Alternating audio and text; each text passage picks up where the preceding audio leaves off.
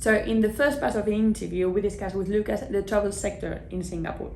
But now we're going to raise awareness of Spain as a tourist destination. So Lucas, you have experience in Southeast Asia, but of course being Spanish here in Singapore. Do you consider that Spain is popular when it comes to Singaporeans as a travel destination? And what are the cities in Spain that are most popular for traveling from Singapore? Sure.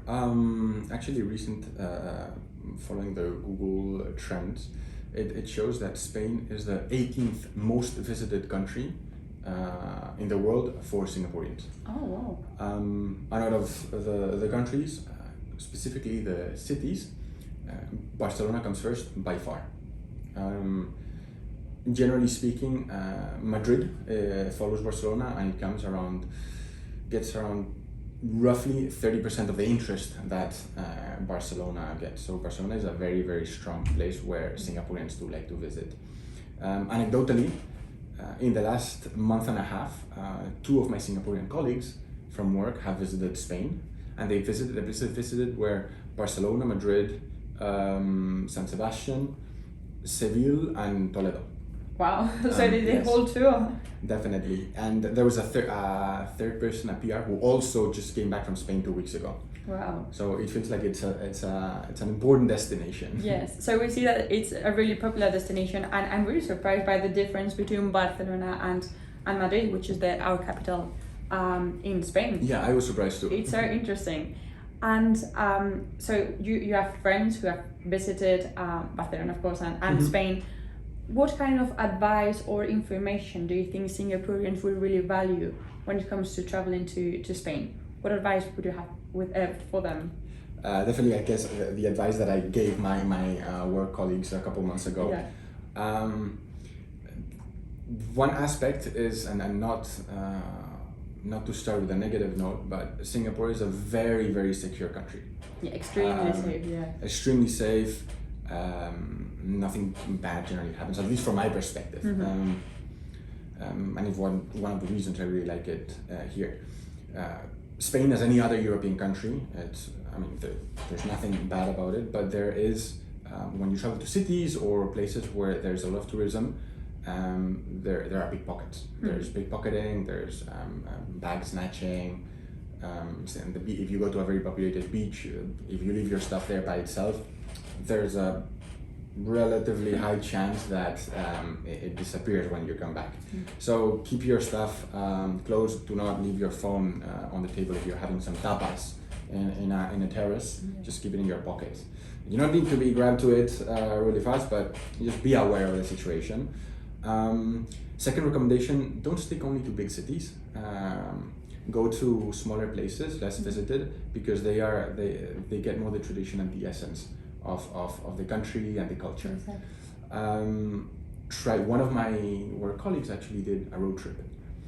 You might need to speak a little Spanish, or at least if you don't speak Spanish, keep the Google Translate app handy and the real-time translator, because it'll really help you. But the road trip really helps you see the countryside, the cities, and everything. These are, I think, the main tips I would give, and I actually gave my work colleagues. Yeah, well, thank you very much, Lucas. But I mean, don't panic. I mean, it's really safe as in Europe it is. But I think in comparison with Singapore, that you can leave the phone or your credit card on table and then go order your food and come back and everything is there. I think it's a really special place. Yeah. And they have to be aware of that. And regarding the advice, the useful advice that you gave in terms of visiting places that maybe not so popular as Barcelona. So what cities or which areas would you recommend them, which are maybe the hidden gems or are not so popular when it comes to thinking about traveling to Spain? So what do you think it's our attractiveness when it comes to Spain as a tourist destination?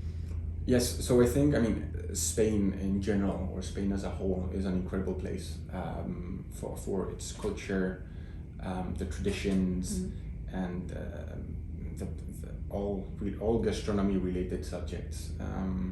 I would guess, especially to Singaporeans who are extremely foodie themselves, will enjoy this aspect of Spain. I think the main recommendation of a person trying to keep out of the standards of just go with Barcelona, San Sebastian, Madrid, would be two places where I grew up with, spending my summer vacations. One is the Balearic Islands. These are the set of islands that are between Spain and Italy. There are three of them. It's the most well-known of them all. It's Ibiza, but there's also Mallorca and Menorca. These have special culinary experiences. They're great. Trying also, again, same recommendation, not to stick to the main cities, but go explore a little bit, because you will get amazing foods. Also, the second place I would definitely recommend is Cabo de Gata, which is in the south of Spain.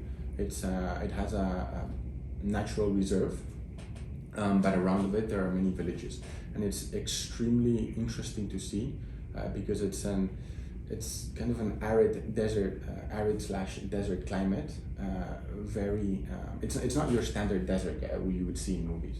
It's more with some desert vegetation, and the animals you see are all incredible. So it's a very nature-based experience, and the villages there are very different from what you would find in the middle of Spain, north of Spain.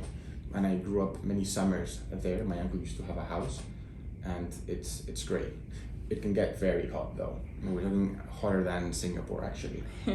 Well, but it's very interesting. Yes, it's a great recommendations, and I think that what you Singaporeans can enjoy about the Spain is the diversity that we have.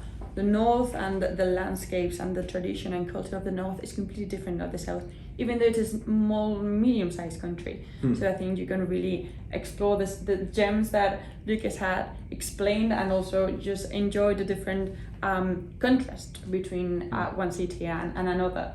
It's interesting because actually, if you've also started learning Spanish by any chance, there's a relatively big chance that if you try to practice it when you visit Spain, you might have some difficulties because there are completely different accents depending on the regions.